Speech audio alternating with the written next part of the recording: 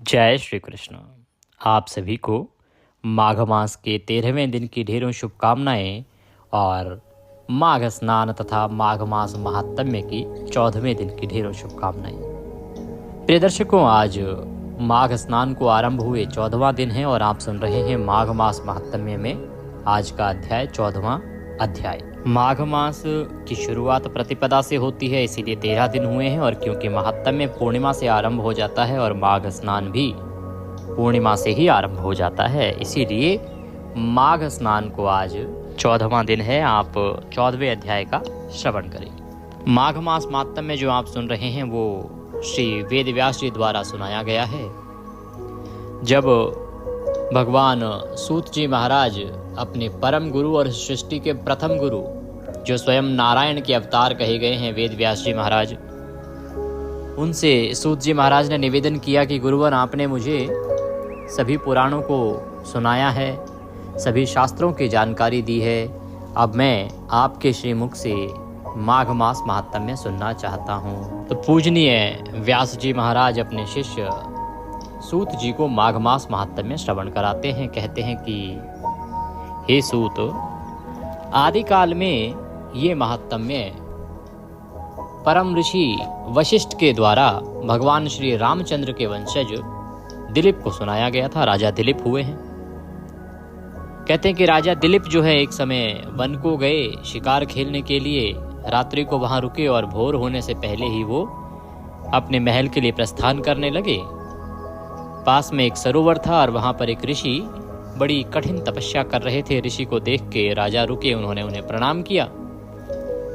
राजा ने नेत्र खोले और कहा कि राजन, आज माघ मास की इस शुभ बेला पर आप इस उत्तम सरोवर को छोड़ के महल की ओर क्यों जा रहे हैं? तब राजा दिलीप ने कहा कि ऋषिवर, मुझे तो माघ मास के विषय में कुछ ज्ञात है नहीं। आप अगर इसका महात्म्य सुनाए तो मुझे पता चले। तब ऋषि ने कहा कि राजन, क्योंकि अभी सूर्य उदय होने वाला है और यह स्नान का समय है, तो आइए पहले स्नान करते हैं। महात्म्य आप अपने महल में जाके अपने गुरु वशिष्ठ से सुनिएगा। तब राजा दिलीप ने वहां स्नान किया, सरोवर में स्नान करके महल पहुंचे और महल पहुंच के उन्होंने गुरु से भेंट की, गुरु को सारा वृतांत कह सुनाया। तब गुरु वशिष्ठ ने राजा दिलीप को ये महात्म्य आगे श्रवण कराया। गुरु वशिष्ठ कहते हैं कि दिलीप, यही महात्म्य एक समय पर जब भगवान विष्णु ने दत्तात्रेय जी का अवतार लिया था, उस समय दत्तात्रेय रूप में भगवान नारायण ने ये महात्म्य उस समय पर राजा सहस्त्रार्जुन को सुनाया था। ये अत्यंत कल्याण करने वाला है, अत्यंत ही पुण्यदायी है। जो मनुष्य माघ स्नान करता है, जो जब रवि रक्त वर्ण में हो उस समय स्नान करता है, उसकी सभी मनोकामनाएं पूर्ण होती हैं। ये मनुष्य का मोक्ष करने वाला और मनुष्य को भगवत धाम प्राप्त कराने वाला है। इसी में आगे वृतांत आया। दत्तात्रेय जी जब सहस्त्रार्जुन को ये वृतांत सुना रहे हैं तो वर्णन आया कि हे सहस्त्रार्जुन, एक समय यही महात्म्य सृष्टि के रचयिता ब्रह्मदेव के द्वारा नारद जी के निवेदन करने पर नारद जी को सुनाया गया था। नारद जी ने निवेदन किया कि हे ब्रह्मदेव, सृष्टि का कल्याण के लिए माघ मास का उत्तम महात्म्य कहिए। तब ब्रह्मदेव ने यह महात्म्य श्रवण कराया था। तो इस प्रकार से मैं ये चेन आपको प्रतिदिन सुनाता हूँ। इसका कारण ये है कि एक तो प्रतिदिन हमारे नए दर्शक भी जुड़ते हैं और इससे क्या है कि आपकी एक कनेक्टिविटी बनती है कि ये महात्म्य जो आप सुन रहे हैं ये आया कहाँ से, इसके कौन है रचयिता। जब आप किसी भी वस्तु के रचनाकार को जान लेते हैं और आपको लगता है कि हाँ, किसी महनीय ऋषि द्वारा या परमात्मा द्वारा कोई बात कही गई है, तो आपको उसको सुनने में अधिक आनंद और अधिक रुचि आती है। यही कारण है कि मैं प्रतिदिन आपको ये चेन समझाया करता हूँ कि किस प्रकार से ये माघ मास महात्म्य जो आप सुन रहे हैं ये आया, कहाँ ये वर्णित है। तो ब्रह्मदेव ने सुनाना आरंभ किया। कहते हैं कि नारद, एक समय सतयुग की बात है, कुबेर के समान धनवान एक वैश्य थे जो धर्म कर्म भी उतना ही किया करते थे जितना उनके पास धन था। जैसे कुबेर बहुत सारे धन के मालिक हैं, उसी प्रकार से वो पृथ्वी पर धन कुबेर कहे गए। उन वैश्य का व्यापार बहुत लंबा चौड़ा था, परंतु वो व्यापार के साथ साथ धर्म कर्म भी अच्छा किया करते थे और भगवान की भक्ति में भी कार्यरत रहते थे। लोगों की सेवा के लिए उस व्यापारी ने अनेकों कुएं, तालाब, बावड़ी लगवाई, खुदवाए, वृक्ष लगवाए, लोगों को भोजन आदि कराया। इसके पुण्य प्रभाव से उसे 2 पुत्रों की प्राप्ति हुई। एक का नाम रखा गया कुंडल और छोटे का नाम विकुंडल। जब समय आया, वृद्धावस्था को प्राप्त हुए, तो वैश्य ने निर्णय किया कि अब वो वानप्रस्थ को जाएंगे, भगवान की भक्ति करेंगे। तो वो वन में चले गए।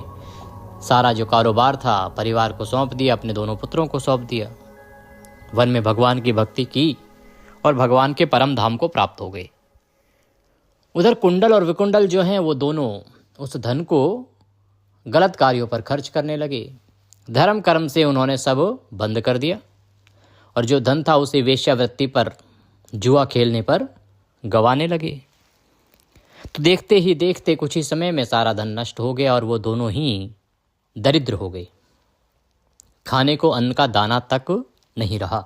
अब खाने के लिए कुछ तो चाहिए, अतः उन्होंने चोरी करनी आरंभ कर दी। राजा के भय से वो जंगल में रहने लगे। जंगल में रहते हुए एक को शेर के द्वारा मार के खा लिया गया और एक की मृत्यु सांप के काट लेने से हो गई। दोनों यमलोक पहुंचे। जब चित्रगुप्त के सामने पेश किया गया तो चित्रगुप्त ने एक को नरक में भेज दिया, बड़े भाई कुंडल को, और छोटे को कहा कि इसको स्वर्ग ले जाओ। अब जैसे ही उसको स्वर्ग ले जाने लगे, उसने यमदूत से कहा कि हे दूतों, मैंने ऐसा कौन सा कर्म किया है जिसके कारण मुझे स्वर्ग प्राप्त हुआ है? क्योंकि जितनी मेरी जानकारी है उसके अनुसार मैंने कोई अच्छा कर्म तो किया नहीं। मैंने भी उतने ही पाप किए हैं जितने मेरे भाई ने किए हैं, फिर मुझे स्वर्ग क्यों? तब जो यमदूत है वो बताता है कि हे विकुंडल, माघ मास में तुमने एक ऋषि पुत्र की संगत में 2 दिन यमुना जी में स्नान कर लिया था। तो 1 दिन के स्नान के पुण्य से तुम्हारे सारे पाप नष्ट हो गए और दूसरे दिन के स्नान के पुण्य से तुम स्वर्ग को जा रहे हो। ये नरक जिस प्रकार से अत्यंत ही कष्ट देने वाला है, उसी प्रकार से ये स्वर्ग मनुष्य की सभी इच्छाओं को पूरा करने वाला है। तब विकुंडल ने कहा कि हे यमदूत, यदि तुम मुझ पर कृपा रखते हो तो मुझे ये बताओ कि क्या मनुष्य ऐसा कार्य करे जिसके कारण से उसे नरक ना जाना पड़े? मनुष्य के कल्याण के लिए वो उत्तम कर्म बताओ। तब यमदूत बताने लगते हैं कि मनुष्य को क्या काम करना चाहिए, कैसे वो नरक यातना से बच सकता है, कि कैसे वो सदकर्म करे, कुएं, तालाब, बावड़ी खोदे, भूखों को अन्न का दान करे, जल का दान करे, ब्राह्मण की सेवा करे। ऐसे अनेकों कार्य हैं जो पिछले कुछ अध्यायों में आपने श्रवण किए। यही वृतांत आगे चल रहा है जिसको आज हम आगे बढ़ाएंगे, श्रवण करेंगे। तो वृतांत को आगे बढ़ाएं उससे पहले आपसे निवेदन है कि ये श्री माघ मास महात्म्य का पवित्र वीडियो है, तो कृपया वीडियो को एक बार लाइक अवश्य कर दीजिएगा और परमेश्वर वासुदेव की कृपा प्राप्त करने के लिए कमेंट बॉक्स में अवश्य लिखिएगा जय श्री हरि या ओम नमो भगवते वासुदेवाय। आप देख रहे हैं देवभूमि ज्योतिष संस्थान का प्रतिष्ठित यूट्यूब चैनल देवभूमि धार्मिक। हम यहाँ पर सभी व्रत और त्योहारों की सही शास्त्रीय जानकारी प्रदान करते हैं। ज्योतिष शास्त्र और पंचांग के आधार पर आपको बताते हैं कौन सी तिथि कब है, व्रत आदि कब करना है, क्या विधि है, क्या नियम है और क्या गलती नहीं करनी है। यदि आप सभी व्रत और त्योहारों की सही शास्त्रीय जानकारी पाते रहना चाहते हैं तो कृपया चैनल को सब्सक्राइब कीजिए और बेल आइकन को प्रेस कीजिए। अब आप हमारे साथ व्हाट्सएप ग्रुप पर भी जुड़ सकते हैं। इसका लाभ ये होगा कि आपको सभी जानकारियाँ सीधे मोबाइल पर आती रहेंगी, क्योंकि यूट्यूब पर बहुत सी वीडियो आपसे छूट जाते हैं और कई बार कुछ पूछना होता है, उसका उत्तर भी समय से कई बार प्राप्त नहीं हो पाता है। तो व्हाट्सएप ग्रुप में जुड़ जाएंगे तो ऐसी बहुत सी ऐसी जानकारियां हैं जो यूट्यूब पर हम आपको अपलोड नहीं कर पाते हैं, क्योंकि वीडियो में सब कुछ बताना संभव हो नहीं पाता। साथ ही आपको रिमाइंडर्स भी डालते हैं कि भाई आज अमुक तिथि है, आज ये कर्म कीजिएगा, आज ये ना कीजिएगा। तो ये सब मिलता रहेगा। इसके लिए आप जो स्क्रीन पर नंबर आएगा वीडियो के अंत में 900 से, उस पर व्हाट्सएप मैसेज लिखिए, अपना नाम लिखिए और कहिए कि आपके नंबर को ग्रुप में ऐड कर दिया जाए। तो आपके नंबर को ग्रुप में ऐड कर दिया जाएगा, फिर आपको सभी जानकारी सीधे मोबाइल पर आती रहेंगी। आइए प्रिय दर्शकों, भगवान नारायण का ध्यान करते हुए, परम पूज्य गुरुदेव के चरणों की वंदना करते हुए आज का अध्याय आगे बढ़ाते हैं। ओम शांताकारं भुजगशयनं पद्मनाभं सुरेशं विश्वधारं गगनसदृशं मेघवर्णं शुभांगं लक्ष्मीकान्तं कमलनयनं योगिर्विन्दनगम्यं वन्दे विष्णुं भवभयहरं सर्वलोकैकनाथं। बोले विष्णु भगवान की जय। गुरुर्ब्रह्मा गुरुर्विष्णु गुरुर्देवो महेश्वरः गुरुर्साक्षात् परब्रह्म तस्मै श्री गुरुवे नमः। बोलिए गुरुदेव महाराज की जय। बोलिए प्रथम पूज्य गणेश जी महाराज की जय। बोलिए माघ मास महात्म्य की जय। आप सभी दर्शकों को, आप सभी श्रोतागण को मेरा नमस्कार। आइए वृतांत को आगे बढ़ाते हैं। जब विकुंडल ने निवेदन किया यमदूतों से कि किस प्रकार से मनुष्य यम यातना से बच सकता है, मनुष्य ऐसे क्या कर्म करे जिससे कि उसे यमलोक न देखना पड़े, तो उसमें पिछले अध्याय में आपने एकादशी की महिमा का श्रवण किया। उससे पहले आपने शालिग्राम भगवान की पूजा का भी श्रवण किया कि जो शालिग्राम पूजन करता है उसे यम यातना नहीं देखनी पड़ती, उसे यमलोक नहीं जाना पड़ता। इसके बाद जो एकादशी का व्रत करता है वह मनुष्य भी कभी यमलोक नहीं जाता, उसे भी कभी यम यातना झेलनी नहीं पड़ती। जब इस प्रकार से अनेकों कार्य यमदूतों द्वारा बताए गए तो विकुंडल कहने लगा कि हे यमदूतों, तुम्हारे वचनों से मेरा चित्त अति प्रसन्न हुआ है। क्यों? क्योंकि सज्जनों के वचन सदैव गंगा जल के सदृश पापों का नाश करने वाले होते हैं। उपकार करना तथा मीठा बोलना सज्जनों का स्वभाव ही होता है। जैसे अमृत मंडल चंद्रमा को भी ठंडा कर देता है। अब कृपा करके यह भी बतलाइए कि किस प्रकार मेरे भाई का नरक से उद्धार हो सकता है। विकुंडल ने कहा कि अब जिस प्रकार से आपने मुझे ज्ञान की बातें बताई हैं, जो वचन आपने कहे हैं, उनको सुन के मुझे बड़ी प्रसन्नता हो रही है। और फिर क्योंकि सज्जन का अभिप्राय है जो सदकर्म करता हो, जो पाप कार्यों से दूर रहता हो। तो कहते हैं कि आप लोगों के जो वचन हैं वो मेरे लिए एक प्रकार से गंगा जल के समान है, क्योंकि जो सज्जनों के वचन होते हैं वो मनुष्य के पापों का नाश कर देते हैं। उसी प्रकार से मेरे भीतर का भी जो पाप था वह समाप्त हो चुका है। तो हे यमदूतों, अब मैं अपने भाई का उद्धार करना चाहता हूँ। मैं चाहता हूँ कि मेरा भाई भी इस यमलोक से स्वर्गलोक को जाए। तो मुझे क्या करना चाहिए? देखिए, भाई सदा भाई के साथ खड़ा होता है।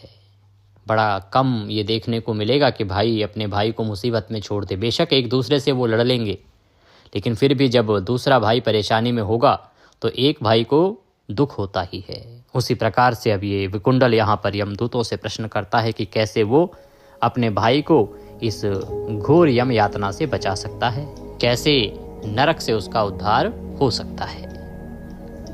तब दूत कुछ देर ज्ञान दृष्टि से विचार करने लगे, और ज्ञान दृष्टि से विचार करके और वह यमदूत मित्रता रूपी रस्से से बंधा हुआ बोला कि हे वैश्य, यदि तुम अपने भाई के लिए स्वर्ग की कामना करते हो तो जल्दी ही अपने 8 जन्म के पुण्य फल को उसके निमित्त अर्पण कर दो। तब विकुंडल ने कहा कि हे दूत, वह पुण्य क्या है और मैंने कौन कौन से जन्म में और कैसे कैसे वह अर्जन किया है, सो सब बतलाओ, फिर मैं अपना पुण्य अपने भाई को दे दूंगा। क्योंकि जब विकुंडल ने पूछा कि कैसे भाई को निकाला जाए, तो यमदूत ने ध्यान लगाया। ध्यान दृष्टि से उसने उस विकुंडल के पिछले 8 जन्म को देख लिया और देखने के बाद उपाय बताया कि तुमने जो पिछले जन्मों में पुण्य कर्म किए हैं वो सब तुम यदि संकल्प करके अपने भाई के नाम कर दो तो तुम्हारा भाई स्वर्ग जा सकता है। अब प्रश्न ये उठता है, विकुंडल कहता है कि भाई मुझे तो पता नहीं मैंने क्या क्या सदकर्म किए हैं पिछले 8 जन्मों में, तो मुझे पहले वो तो बताओ मैंने किया क्या है, तो उसके बाद फिर मैं वो पुण्य अपने भाई के नाम भी कर दूंगा। यह सुन के दूत कहने लगा कि हे वैश्य सुनो, मैं तुम्हारे पुण्य की सब कथा कहता हूं। पूर्व समय में मधुवन में शाल्मी नाम का एक ऋषि था। वह ऋषि बड़ा ही तपस्वी था, ब्रह्मा के समान तेज वाला था। नवग्रह की तरह उसकी स्त्री रेवती के 9 पुत्र थे, जिनके नाम ध्रुव, शनि, बुध, तार, ज्योतिमान थे। इन 5 ने गृहस्थ आश्रम धारण किया तथा निर्मोह, जितमाय, ध्याननिष्ठ और गुणातग ये 4 संन्यास ग्रहण करके वन में रहने लगे। ये शिखा सूत्र से रहित पत्थर और सोने को समान समझते थे। इस शाल्मी नाम का जो एक ऋषि था उसके 9 बालक थे, जैसे नवग्रह होते हैं। उनमें से 5 का विवाह हो रखा था और 4 जो हैं वो तपस्वी थे। उन्होंने विवाह नहीं किया था, वो गृहस्थ आश्रम में प्रवेश नहीं किया था। परंतु वो इतने खरे थे कि पत्थर और सोने में कोई अंतर नहीं समझते थे, अर्थात उनके मन में किसी प्रकार का मोह, लालच आदि नहीं था। एक तरफ मिट्टी पड़ी हो, एक तरफ सोना पड़ा हो, उनके लिए दोनों समान। हाँ, वो भगवान की भक्ति दिन रात किया करते थे, भगवान के चरणों में सदा लीन रहते थे, उनके ध्यान में सदा लीन रहते थे। कहते हैं कि जो कोई अच्छा या बुरा उनको अन्न देता वही खा लेते, और कोई कैसा ही कपड़ा दे देता उसको ही पहन लेते। सदैव ब्रह्मा के ही ध्यान में लगे रहते थे। इन 4 ने व्रत, शीत, निद्रा और आहार सबको जीत लिया था। कहते हैं ये जो 4 पुत्र थे ना, ये सदा ब्रह्मदेव की तपस्या करते थे। कभी किसी प्रकार का कोई लालच नहीं था कि मुझे ये पहनना है, मुझे ये खाना है। जो भिक्षा में मिल गया, सुबह निकले भिक्षाटन के लिए ध्यान आदि लगाने के बाद आश्रम से, और भिक्षा में जो मिला वह खाया, जो पहनने को मिला वो पहना, और फिर ब्रह्म तपस्या करने लगे। इन्होंने अपने निद्रा पर पूर्ण नियंत्रण कर लिया था। अल्प निद्रा लेते थे, अधिक सोते नहीं थे, आलस्य था नहीं। आहार पर भी नियंत्रण था, अधिक भोजन की आवश्यकता नहीं थी, गरिष्ठ भोजन करते नहीं थे। इस प्रकार से इन्होंने व्रत, शीत, निद्रा और आहार को जीत लिया था, अर्थात इन पर इनका पूरा नियंत्रण था। बस चर अचर को ही विष्णु रूप समझते थे, और विष्णु रूप समझते हुए मौन धारण करके संसार में विचरते रहते थे। चर अचर जो भी हैं उन सबको भगवान विष्णु के समान ही समझते थे, इसीलिए किसी से कुछ लेना देना नहीं। शांत चित्त रहना, मौन रहना और अपने गंतव्य पर चलते रहना, यही उनका काम था। ये 4 महात्मा तुम्हारे घर आए जब तुमने मध्याह्न के समय भूखे प्यासे इनको आंगन में देखा, तो तुमने गदगद कंठ से आंखों में आंसू भरकर इनको नमस्कार करके इनका बड़ा आदर सत्कार किया। इनके चरणों को धोकर बड़े प्रेम से तुम इनसे कहने लगे कि आज मेरे अहोभाग्य हैं। कहते हैं कि जिस समय ये 4 पुरुष जो बड़े तपस्वी थे, बड़े ऋषि थे और बड़े साधु थे, ये यात्रा पर थे और एक दिन तुम्हारे घर पे आना हुआ इनका। दोपहर का वो समय था। जब इन 4 को तुमने अपने घर पर आया देखा तो तुम्हें बड़ा आनंद हुआ उन्हें देख के।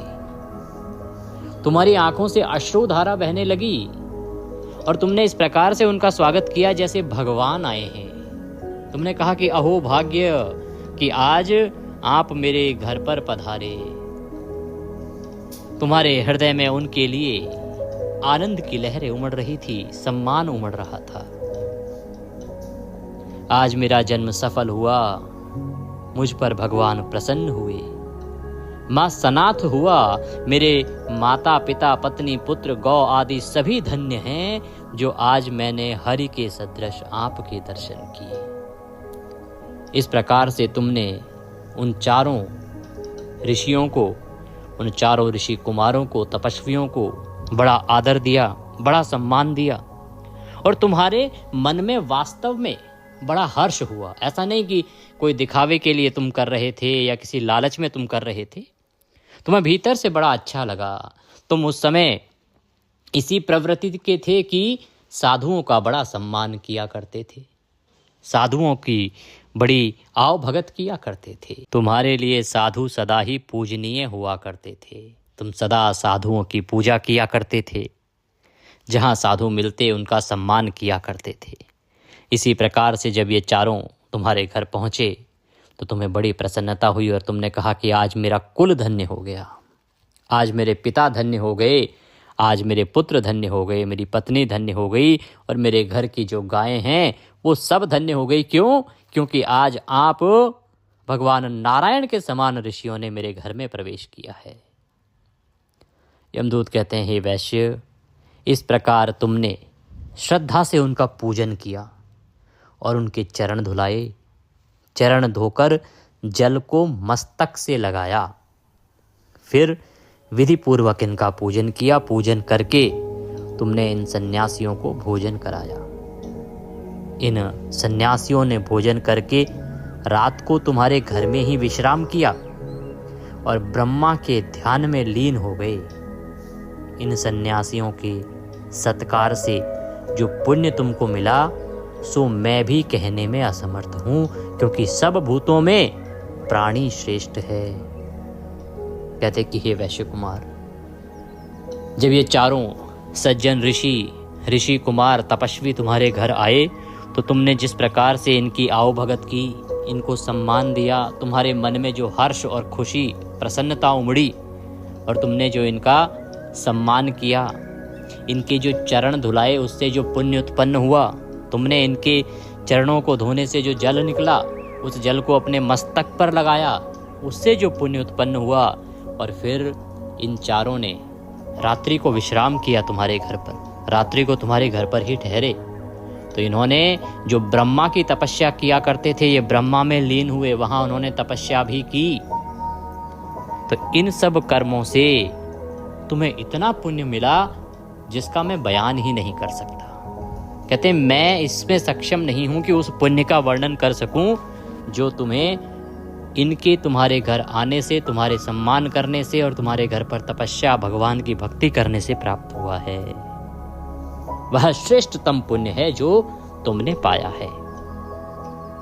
प्राणियों में बुद्धि वालों में मनुष्य और मनुष्यों में ब्राह्मण, ब्राह्मणों में विद्वान और विद्वानों में पुण्यात्मा और पुण्यात्माओं में ब्रह्मज्ञानी सर्वश्रेष्ठ हैं। फिर से सुनिएगा, कहते हैं कि जितने भी प्राणी होते हैं ना, यहाँ प्राणी से अभिप्राय है जितने भी प्राणी हैं, चाहे वो जानवर हैं, पक्षी हैं, चर हैं, जलचर हैं, जितने भी प्राणी हैं इस जगत में, इस सृष्टि में जितने भी प्राणी हैं, उन प्राणियों में जो बुद्धि वाले होते हैं, अभी सभी में बुद्धि नहीं होती, जो बुद्धि वाले होते हैं, और जो बुद्धि वालों में मनुष्य, एक तो प्राणी, जितने भी इस जगत के प्राणी हैं वो चाहे कोई भी क्यों ना हो, जल में रहने वाले हों, थल में रहने वाले हों, रेंगने वाले हों, चाहे वो जंगल के जानवर हों, चाहे वो पशु पक्षी हों, इन सब प्राणियों में जो बुद्धि वाले हैं वो श्रेष्ठ हैं और बुद्धि वालों में मनुष्य श्रेष्ठ है। जब बुद्धि वालों की बात होगी तो बाकी सब प्राणियों की बुद्धि और मनुष्य की बुद्धि में अंतर है। देखो, बुद्धि सब में होती है, किसी में थोड़ी, किसी में कम। चाहे वो कोई जानवर क्यों ना हो, उनमें भी बहुत सारे ऐसे जानवर हैं जो बड़े स्मार्ट रहते हैं, बड़े अच्छा दिमाग होता है उनमें, लेकिन जो बुद्धि वाले हैं उनमें भी मनुष्य से कम दिमाग है, चाहे वो कोई भी जानवर क्यों ना हो। भगवान स्वयं कहते हैं कि मनुष्य जितना दिमाग किसी जानवर पे नहीं है। तो बुद्धि, प्राणियों में बुद्धि वाले श्रेष्ठ हैं और बुद्धि वालों में जब बात करेंगे तो मनुष्य श्रेष्ठ है। और मनुष्यों में कौन? ब्राह्मण श्रेष्ठ है, विद्वान ब्राह्मण श्रेष्ठ है। और विद्वानों में जो पुण्यात्मा है, विद्वान वह है जिसको ज्ञान की पूरी परख है, जिसने अनेकों पुराणों को जाना है, पढ़ा है, समझा है और अपने जीवन में जिसने उतारा भी है। केवल पढ़ा ही नहीं, अपने जीवन में जिसने इन पुराणों को उतारा है। और विद्वानों में भी पुण्यात्मा। अब विद्वान तो बहुत सारे हैं। विद्वान तो रावण भी था, पर वो पुण्यात्मा तो नहीं था। पुण्यात्मा वह है जो दूसरों पर दया करता हो, उपकार करता हो, जिसके हृदय में दूसरों के प्रति पीड़ा रहती हो। अगर किसी को ठेस पहुंची है तो उससे उसको पीड़ा होती हो। जो दूसरा की पीड़ा को भी अपनी पीड़ा समझे, दूसरे के दर्द को अपना दर्द समझे, जो दूसरे का सम्मान भी करता हो और दूसरे के हित के काम भी करता हो, उसे हम पुण्यात्मा कहते हैं। कहते हैं कि मनुष्यों में ब्राह्मण, ब्राह्मणों में विद्वान और विद्वानों में पुण्यात्मा और पुण्यात्माओं में ब्रह्मज्ञानी श्रेष्ठ हैं। ब्रह्मज्ञानी वो जिसने ब्रह्मा का ज्ञान अर्जित किया है, अर्थात बड़ा तपस्वी, घोर तपस्वी, जिसने ब्रह्मा का आशीर्वाद प्राप्त कर लिया, ब्रह्म ज्ञान को जिसने प्राप्त कर लिया, वह सर्वश्रेष्ठ है। उसी प्रकार से ऐसी ही संगति से बड़े बड़े पाप नष्ट हो जाते हैं। कि भाई जब आप किसी ब्रह्म ज्ञानी की संगति कर लेते हैं ना, तो जो उसके साथ रहता है उसके भी पाप नष्ट हो जाते हैं। किसी पुण्यात्मा के साथ यदि आप रहेंगे तो आपके पाप केवल इस कारण से नष्ट हो जाते हैं क्योंकि आपको पुण्यात्मा का साथ प्राप्त हुआ। इसीलिए पुण्यात्माओं को कहा जाता है कि दुरात्माओं के साथ ना रहें, क्योंकि उससे उनके पुण्य क्षीण होते हैं। परंतु जो दुरात्मा हैं, यदि वो पुण्यात्माओं के साथ रहेंगे तो उनको लाभ है, उनके पाप नष्ट हो जाते हैं। इसीलिए सदा सज्जनों का साथ करना चाहिए, पुण्यात्माओं का साथ करना चाहिए, ब्रह्मज्ञानियों का साथ करना चाहिए। शास्त्र कहते हैं कि यदि आप पापियों के साथ रहेंगे तो आपके पाप ही बढ़ेंगे, पुण्य नहीं। पुण्य आपके घट जाएंगे केवल पापियों की संगति करने से, साथ करने से। हमारे पुराण यही कहते हैं कि मनुष्य को कभी पापियों का साथ नहीं करना चाहिए, पापियों का संग नहीं करना चाहिए। जो मनुष्य पाप आत्माओं का साथ करता है वह मनुष्य अपने सभी पुण्यों का नाश करता है। इसीलिए हमें सदा ही पुण्य आत्माओं का साथ करना चाहिए, संग करना चाहिए। और आज के समय गंगा उल्टी बह रही है। आजकल तो ये देखा जाता है धन किसके पास है, वो पापी है कि नहीं है, भ्रष्टाचारी है कि नहीं है।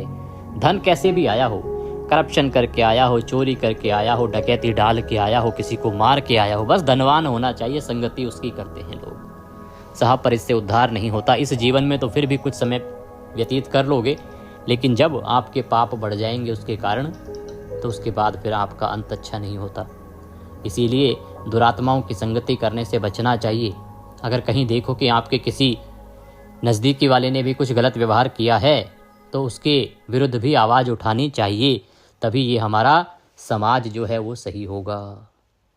जिस दिन हम करप्ट को अपने बीच से निकालना शुरू कर देंगे, उस दिन इस देश से करप्शन समाप्त हो जाएगा। हमारे शास्त्र ये कहते हैं कि अगर आप किसी घोटालेबाज की बात जानते हैं, उसके विषय में जानते हैं और फिर भी आप उसको महिमा मंडित कर रहे हैं, उसको और बढ़ा चढ़ा के, आजकल के समाज में क्या हो गया है, सीधा पूछते हैं ऊपर की इनकम। अरे भाई आपको पता है ऊपर की इनकम है तो फिर उसको बोलो ना ऊपर की इनकम ना ले।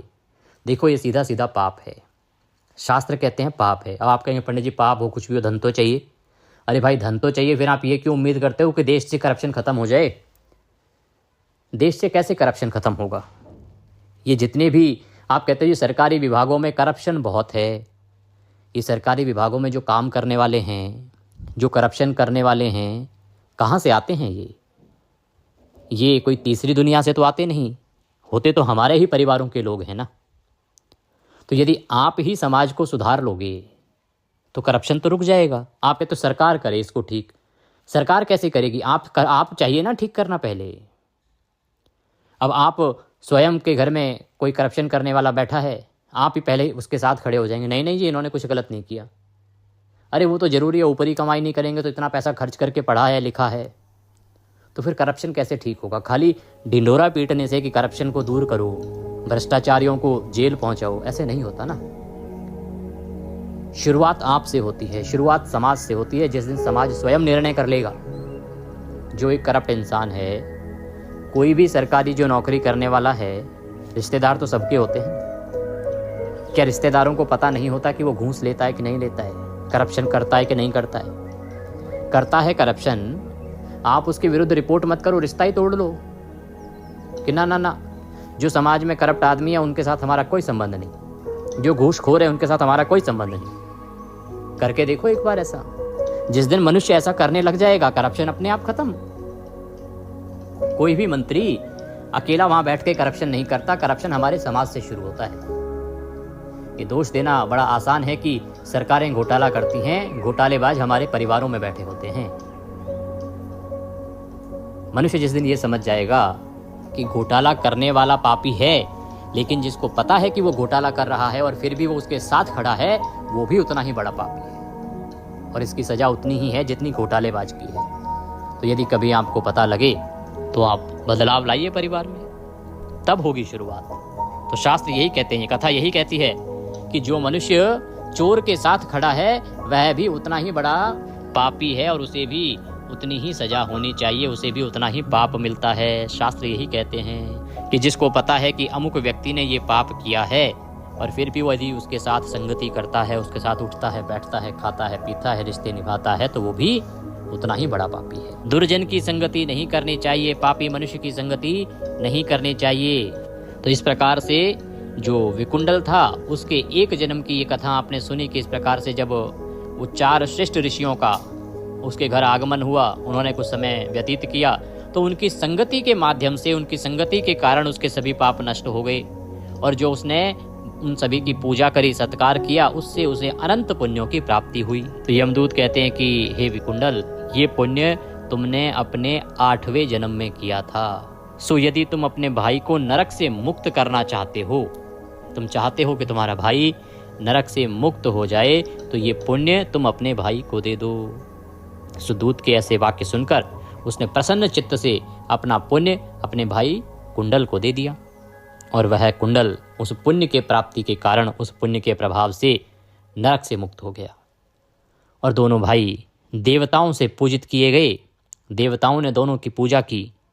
तब दूत इस प्रकार से उनको स्वर्ग में छोड़ के और अपने लोक में चला गया। दत्तात्रेय जी कहते हैं कि हे राजन, इस प्रकार वैश्य के पुत्र विकुंडल ने अपना पुण्य देकर अपने भाई को नरक की यातना से छुड़वाया, स्वयं भी उस यमदूत की संगति से पापों से विमुक्त हो उत्तम स्थान को प्राप्त किया। सो हे राजन, जो कोई इस इतिहास को पढ़ता है या सुनता है या सुनाता है, वह 1000 गौदान का फल प्राप्त करता है। बोले विष्णु भगवान की जय। इसी के साथ आज का यह अध्याय यहाँ पूर्ण होता है। आज की पाठ के निमित्त यदि दक्षिणा आदि कुछ भी अर्पित करना चाहते हैं तो स्क्रीन पर जो नंबर आ रहा है 900 से उस पर भेज सकते हैं। QR कोड भी हमने साथ में दिया है, उसको भी स्कैन करके सीधा हमारे बैंक खाते में भेज सकते हैं। प्रिय दर्शकों, आने वाली जो अमावस्या है, मौनी अमावस्या है, ये साधारण अमावस्या नहीं है, ये वर्ष की सबसे बड़ी अमावस्या है। इसका पुण्य बहुत अधिक है। इसके बारे में मैंने वीडियो में विस्तार से वर्णन किया है। 1 हफ्ते पहले मैंने इसका वीडियो अपलोड किया था, तो उसका लाभ लीजिए, उसको देखिए। उसमें अनेकों शास्त्रीय जानकारियाँ दी गई हैं, पुराणों में जो वर्णित है। जब मैं जानकारी देता हूँ तो बहुत सारे पुराण को पढ़ के फिर वहाँ से एकत्र करके फिर आपके लिए प्रस्तुत करता हूँ, तो उसका लाभ लीजिए। उसमें 2-3 कर्म ऐसे हैं जिनको कर लिया तो आपकी 10-10 पीढ़ियाँ जो हैं उनका उद्धार हो जाएगा। कुछ और पूछना चाहें, कहना चाहें तो कमेंट बॉक्स में लिख के पूछ सकते हैं।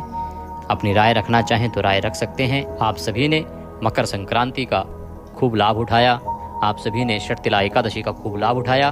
भगवान आप सभी की मनोकामनाओं को पूर्ण करें। आप में से बहुत से दर्शकों की दक्षिणा हमें प्राप्त हुई। अगर हम किसी के मैसेज पर उसका उत्तर ना दे पाए हों तो क्षमा प्रार्थी हैं, क्योंकि पिछले 2 दिनों में हम बहुत व्यस्त थे और पिछले 2 दिनों में जो हमारे पास व्हाट्सएप पे मैसेज थे मेरे व्यक्तिगत नंबर पर, वो बहुत सारे थे। तो हो सकता है कि बहुत सारे लोगों को मैं नहीं उत्तर दे पाया हूँ। तो इस वीडियो के माध्यम से आप सभी का कोटि कोटि धन्यवाद। ईश्वर आप सब पर प्रसन्न रहें, आपके व्रत पूजन सफल हो। हरे कृष्ण।